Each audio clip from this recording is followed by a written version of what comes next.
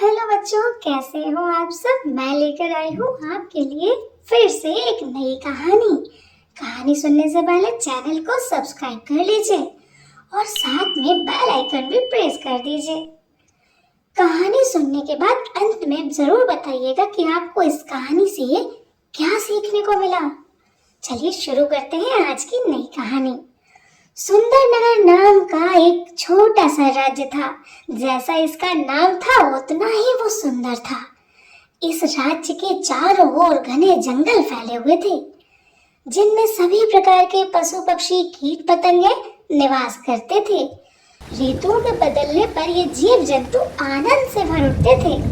वर्षा ऋतु में मोर नृत्य करते थे, खरगोश उछल कूद करके खेलते थे, बंदर किलकारियां भरते हुए छोटे छोटे कीट अपनी अपनी ध्वनियों से गीत गाकर पूरे जंगल को शोर से भर देते थे। चारों तरफ फैली हरियाली से हवा बहती रहती थी। ताजा हवा से ये जीव जंतु भी प्रसन्न रहते थे और यहाँ पर वनस्पति पर निर्भर थे।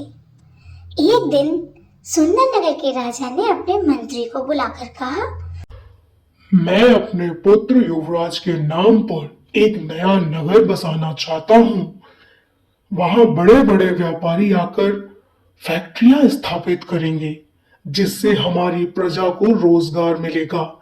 इसके लिए जंगल को साफ करना आवश्यक है।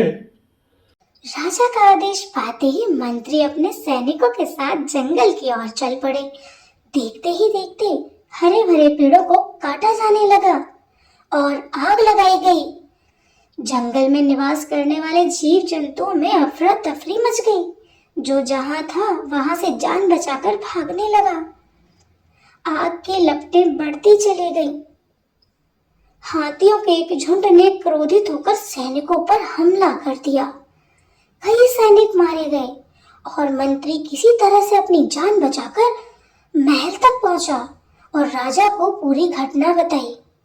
राजा ने तुरंत अपनी पूरी सेना के साथ जंगल की ओर कूच किया। वहां पहुंचते ही उन्होंने घोषणा की, मैं चाहता हूं इस जंगल में रहने वाले सभी जीव सामने आए और मुझे बताएं कि मेरे सैनिकों पर हमला क्यों किया गया। तब एक एक करके जीव सामने आने लगे, आंखों में आंसू लिए, दिल में पीड़ा लिए। एक घायल चिड़िया बोली, हे राजन, जब पेड़ काटे गए तो मेरे घोंसले नीचे गिर गए। मेरे छोटे छोटे बच्चे आग में जलकर मर गए।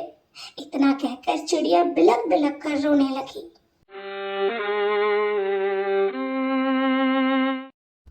उसे देख राजा को भी तरस आ गया।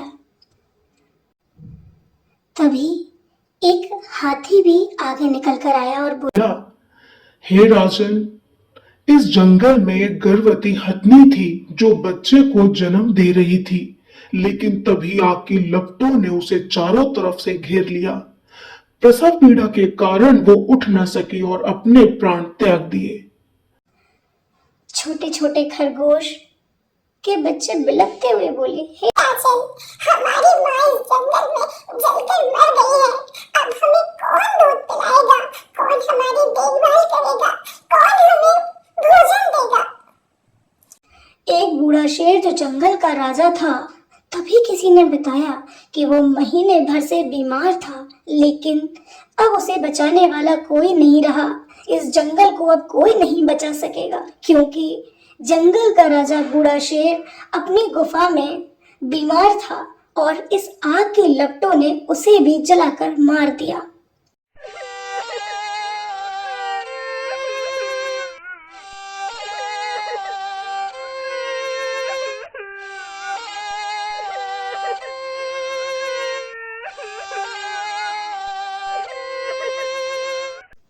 यह सब सुनकर राजा की आंखों में पश्चाताप के आंसू आ गए। तभी हाथियों का झुंड फिर से प्रकट हुआ और हमला करने की तैयारी में था, लेकिन राजा ने हाथियों के मुखिया के सामने हाथ जोड़कर सिर झुका दिया और कहा, मुझसे बहुत बड़ा पाप हो गया है।